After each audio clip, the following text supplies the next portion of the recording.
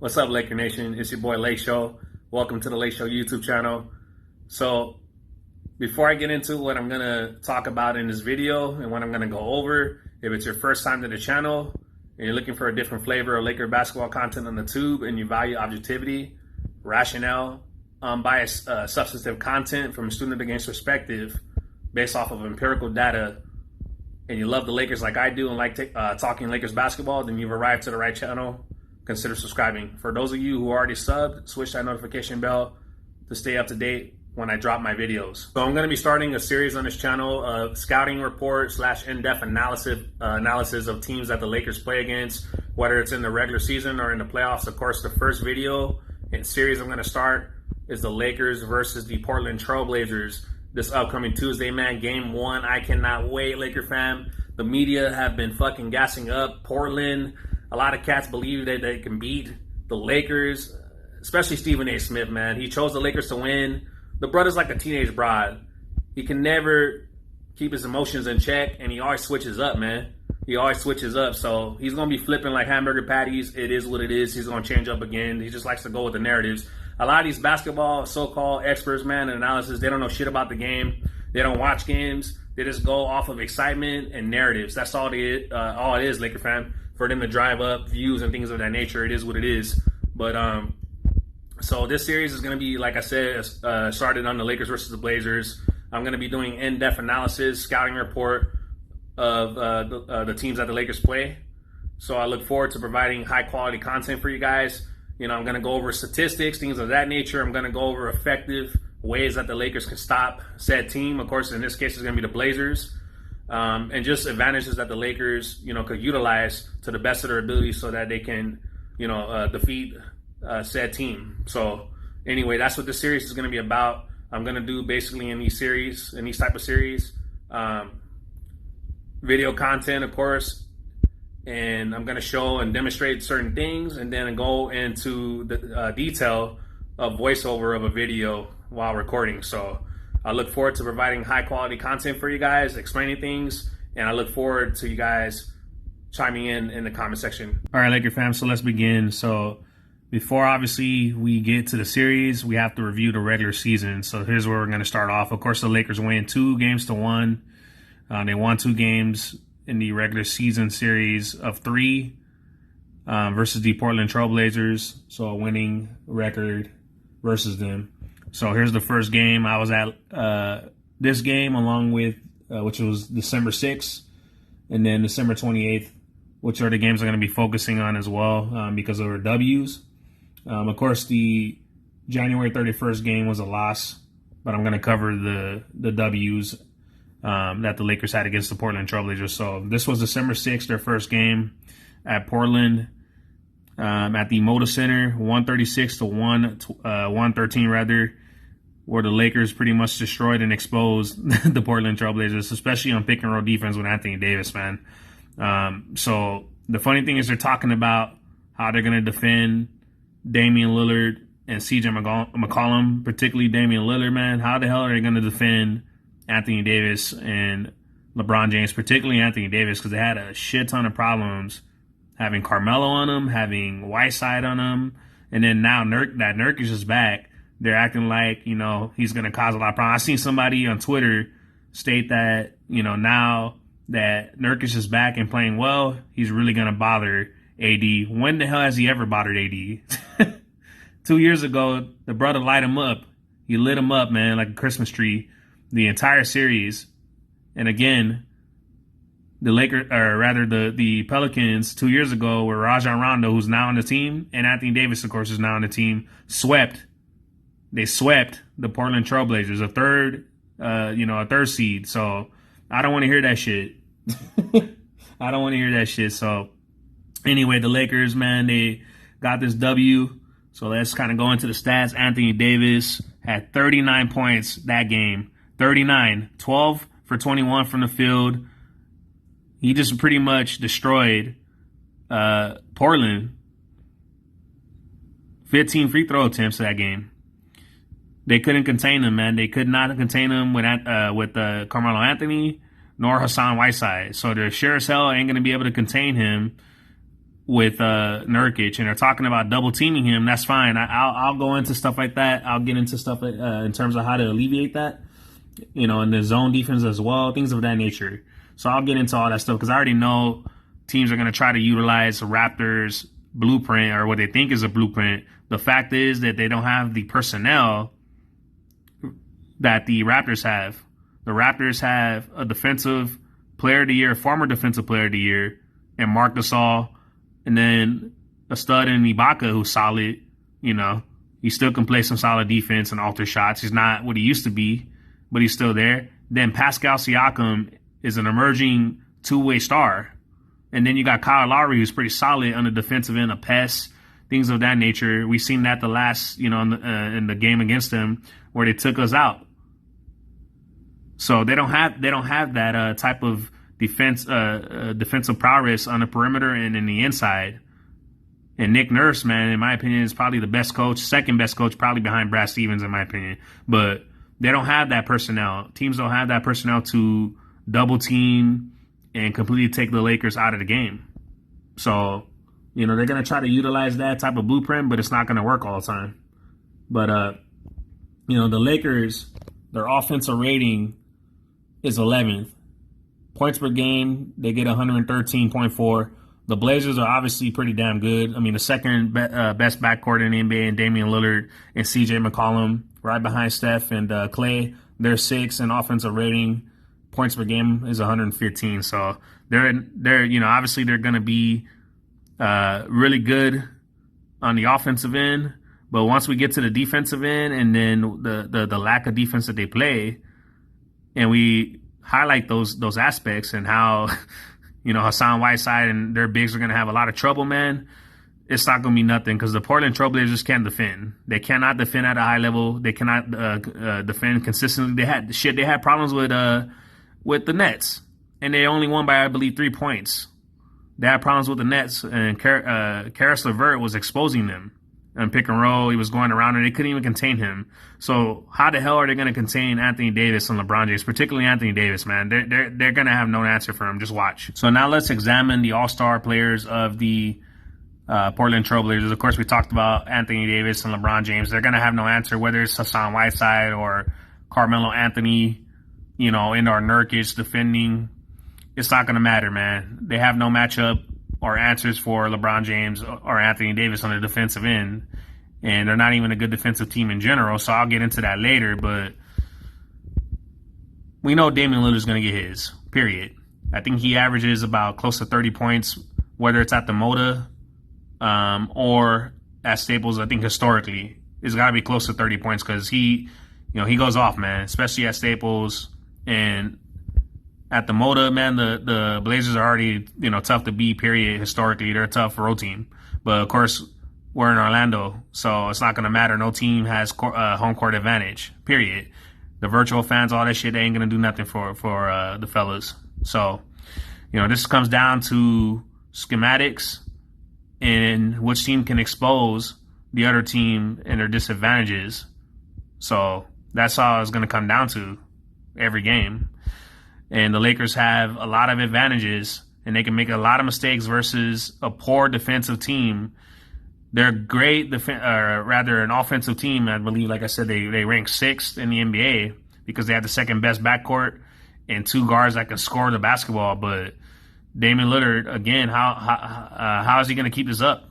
And, 7 games, can he really push the Blazers to a 7-game series against a top 3 defensive team, even without Avery Bradley? And I know a lot of people are making a huge deal about losing Avery Bradley.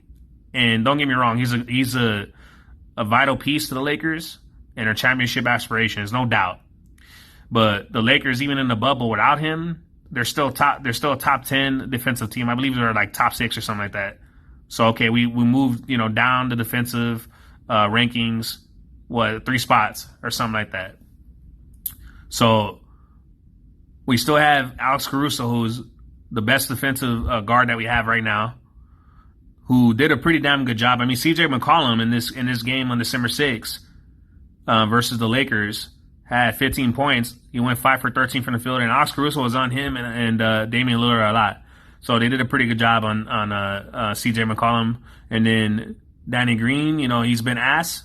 but in the playoffs, you know, his shot gets better, and he defends at a little bit of a higher level, especially on the team defensive aspect. And then KCP as well, solid, but he gambles a lot. So there's ways to put pressure on Damian Lillard and CJ McCollum in terms of the team aspect with trapping. They don't respond well to that. I've heard Damian Lillard, of course, say that the way to beat that is by taking longer, you know, 3-point shots. But what if teams are starting from, you know, 94 feet? How are you going to alleviate that? And then you have players that are further up, your bigs, etc., because they're setting picks to try to get you free. So what players are knockdown shooters for you guys? Carmelo Anthony's solid. He could be solid, no question. That's the difference, though. They don't have, you know, Aminu and players like that. Granted, that was their huge issue. That's why the Pelicans beat them as well, because they were able to trap, and I'll go into that. They were able to trap Damian Lillard. But at the same time, Damian Lillard, he hasn't vastly improved. If that's his only strategy, then they're not going to win. They're not going to win at a high level for him taking 3-point shots. The difference, or further 3-point shots towards the, you know, the logo. The difference with cats like Steph Curry, who could shoot further, you have players that are trying to emulate him. The thing is, they don't have the efficiency and proficiency to hit their shots at a high level. And within the system, the Portland Trailblazers don't have a system. They don't have an actual structure consistently tiring other players out, running around off of ball screens a lot of one-on-one and you know, stuff like that, and a lot of picks just to get Damian Lillard open. Same thing with CJ McCollum. So that's going to be predictable. But when you have players like that, Steph Curry, who could shoot from a long distance, but does it off of screens, within sets, you know, ball movement, as opposed to one player dribbling up the court and then other players not touching the ball, it's going to be too predictable, and it's going to take his teammates out of the game. So let's talk about the Portland Trailblazers defense. I mean, we could talk about their offense. They're 6, you know, out of 30. So they're top 6 in offense, like I mentioned earlier, with 115 a game. And then points per game that they allow. Look at that. 116 points per game that they allow. They're 26 in defense. Nobody talks about that. They're all, you know, gung-ho on the offensive aspect, but the Portland Trailblazers don't defend. They don't defend whatsoever. They don't defend. So you can score all you want, but if you can't defend, then it's not going to matter. They play at a solid pace as well. At 13th, I think we were 11th. So we play faster than them, and they're younger than us, if I'm not mistaken. But that's not gonna work. That's not gonna work, man. Look at our defense. Look at that. The Lakers, right here, 113 points per game, 11th in the league, and they allow 107th. They're 4th in defense, 4th. So that's a vast strength of the Lakers compared to the Portland Trailblazers. And then, like I said, they're 11th in pace. You know, they're solid. They're solid, man. The defensive rating is 3rd as well. Look at that. So the Portland Trailblazers, you know, they're too heavily dependent on their guards. And sure, like I said, they're going to get theirs, but the Lakers are too rounded as a team, and they're better defensively. So it's going to come down to a game of runs, and it's going to come down to defense. We already know what Damian Lillard and CJ McCollum are going to do, but can they defend? And the answer is no, especially at a higher consistent level. The Lakers have shown time in and time out that they can defend at a high level consistently. So let's dive into the advanced stats and analytics of the Lakers and the Blazers. So the Lakers, man, to not have the series elongated and to close the series as quick as possible, a sweep, the Lakers have to make sure they don't turn over the ball against the Portland Trailblazers, because the Portland Trailblazers are really good off of capitalizing off of turnovers, and particularly in transition will pull up threes. That's what they do good at. I think they hit like at a believe low 40s to high 30s clip in terms of their 3-point percentage. So we cannot turn over the ball against them. The Lakers are 23rd in turnovers. They're 23rd overall as a team, their team ranking. And then also with their 3-point percentage, they're 21st as a team. So they have to be able to hit shots. We already know teams are going to try to utilize the Raptors' defensive schematics with zone defense and with double teaming Anthony Davis in the inside. So players like Danny Green, they're going to have to hit open shots. Hopefully they do. I'm pretty sure he will. We'll see. KCP, Alex Caruso, etc. So they're also gonna collapse on LeBron James when he drives and force other players to beat them. But there's ways, and I'll go over that. There's ways to alleviate that type of defensive schematic, and I'll go into that later on by showing clips and things of that nature and doing voiceovers, all that stuff. But I'm just showing you guys some advanced analytics. Basically, how this works is they have numbers attached to the category. And of course, there's 30 teams in the NBA, so whatever is from high to low. Obviously, 1 being the best, and then 30 being the worst. So that's how they rank with this analytics system here and chart. So I'm referencing this and going over some things. So that's how it works and how they rank and utilize their ranking system that they have here, which is pretty solid. Anyway, so and then the Portland Trailblazers. Take a look at this, man. They're 27th. They're 27th in assists. So in other words, that they don't make their teammates better. They don't make their teammates better. So it's a hit or miss. They're too heavily dependent on CJ McCollum and Damian Lillard, especially Damian Lillard. So it's a hit or miss with them. How like I said, how is Damian Lillard going to be able to keep this up, especially against a higher defensive elite team in the Lakers? It's not going to happen. He's going to gas out eventually. If he doesn't gas out, then he's going to take his teammates out of the game. This is why I'm showing you guys this empirical data. They don't pass the ball a lot. The Lakers in that area, in assists, they're 10th. They move the ball a lot more, and LeBron James, makes his teammates better, and compared to Damian Lillard as a leader.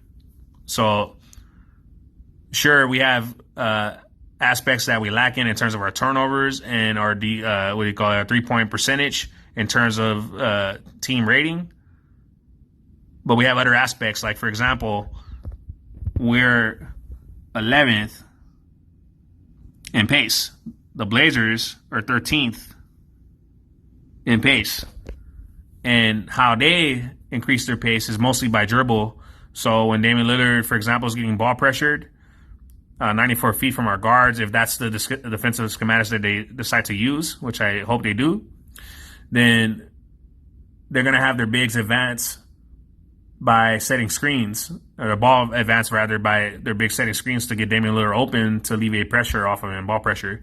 So he can get, a deep 3-point shot off a pick and roll. They're going to double stagger screen to get him open. They're going to do whatever it takes to get him open. But the problem with that is, again, that it's not going to involve other players. That's not structure.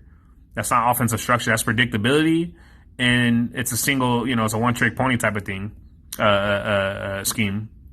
So, and then with the Lakers, the difference with their pace and how they increase their pace is by passing. So an example of that is when LeBron James, when he advances the ball to Anthony Davis, when Davis leaks out, and he'll have the safety back, whether it's likely going to be a guard, which is going to be Dame Lillard, or it's going to be CJ McCollum. And of course, Anthony Davis is going to have the height advantage. He's going to get early post entry, and he's going to score, or he's going to get fouled. So that's one way to alleviate the double teams by Anthony Davis leaking out, getting out early in the break. So that's how they increase their paces by passing rather, not by the dribble, trying to set multiple pick and rolls to get one player open. So that's the difference between the Lakers and the Blazers in terms of their offensive schematics and defensive schematics. The Lakers are better in the aspect of moving the ball their pace, their defense, and more. They have more nuance on the defensive end and the offensive end. Basically, it's Damian Lillard, heat up and stay hot, and CJ McCollum or bust. That's what this is for. This is what this empirical data is for, and that's why I'm showing it to you guys to demonstrate that aspect.